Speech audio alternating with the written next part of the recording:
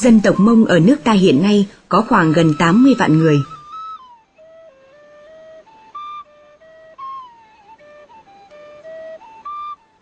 Đồng bào sinh sống chủ yếu ở các tỉnh miền núi phía Bắc như Hà Giang, Cao Bằng, Lào Cai, Yên Bái, Lai Châu, Điện Biên, Sơn La, Hòa Bình và vùng núi Thanh Hóa, Nghệ An. Những năm gần đây, người Mông còn di cư đến cả một số tỉnh Tây Nguyên sinh sống.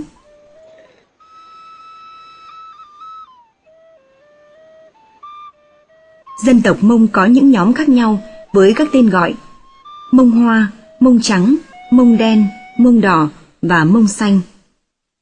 Sự phân biệt các nhóm này dựa vào màu sắc khác nhau của trang phục nữ.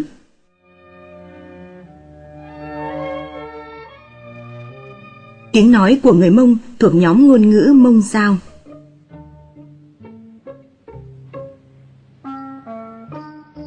Xưa kia, nơi cư trú của người Mông thường ở các sườn núi cao chót vót và sống theo tập quán du canh du cư.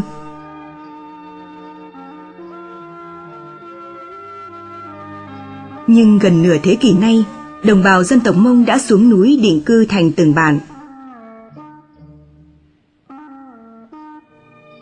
Bản của người Mông thường có vài chục nóc nhà. Những gia đình trong bản thường cùng một dòng họ, sống quây quần bên nhau.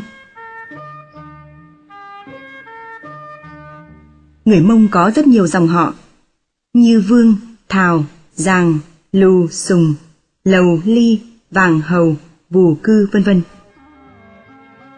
Nhà ở của người Mông là nhà nền đất.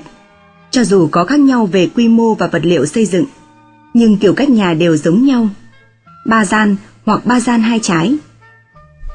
Ở một số nơi, người Mông làm nhà khá lớn, tường trình đất, mái lợp ngói âm dương hoặc bằng ván xẻ gỗ pơ mu.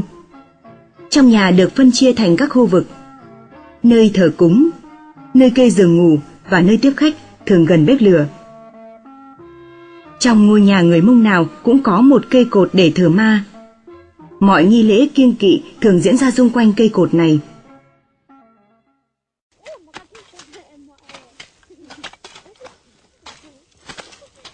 Nguồn sống chính của người Mông là trồng ngô và lúa nương.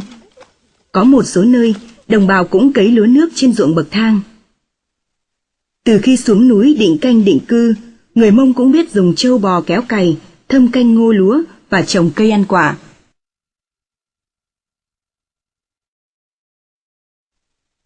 Cùng với trồng trọt và chăn nuôi, người Mông còn làm nhiều nghề thủ công truyền thống rất nổi tiếng.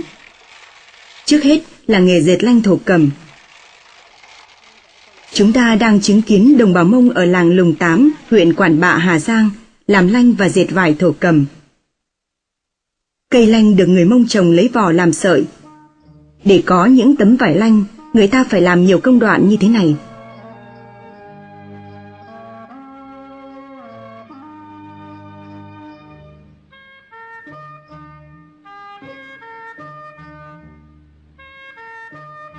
Cùng với nghề dệt vải, người Mông còn có nhiều nghề thủ công như đan lát, làm đồ da thắng ngựa, làm đồ gỗ, làm giấy bàn. Và đặc biệt là nghề rèn. Kỹ nghệ rèn của người Mông rất nổi tiếng. Họ tự làm đồ trang sức bằng bạc, đồng và các nông cụ như dao, dựa, lưỡi cày, lưỡi cuốc. Và họ có thể còn khoan được cả nòng súng kíp.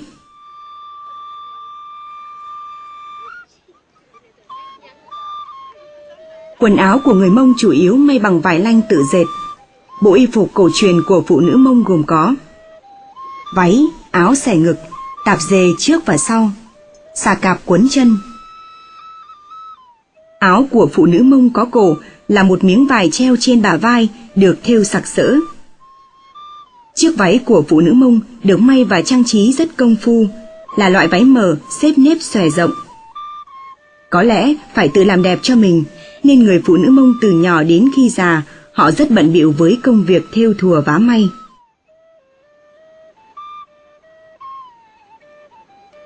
Hôn nhân của người Mông theo tập quán tự do kén chọn bạn đời.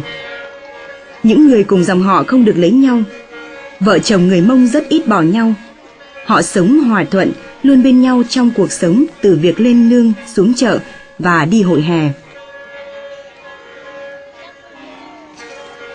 Xưa kia có tục kéo vợ, nhưng ngày nay không còn trong hôn nhân người Mông nữa.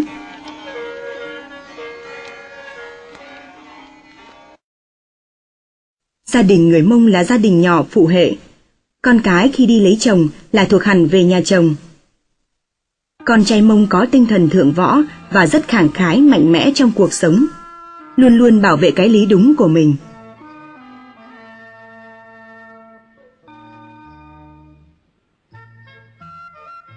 Người Mông có chữ viết theo ký tự Latin, đó là điều kiện thuận lợi để bảo tồn nền văn hóa văn nghệ của dân tộc mình. Tết cổ truyền của người Mông được tổ chức vào 3 ngày đầu tháng 12 dương lịch. Sau Tết, người Mông có hội sải sán, là hội leo núi rất độc đáo. Trong những ngày Tết và ngày hội, thanh niên nam nữ dân tộc Mông thường gặp nhau, tìm bạn và hát múa rộn ràng suốt đêm ngày trong âm thanh của tiếng khèn, tiếng sáo, tiếng đàn môi.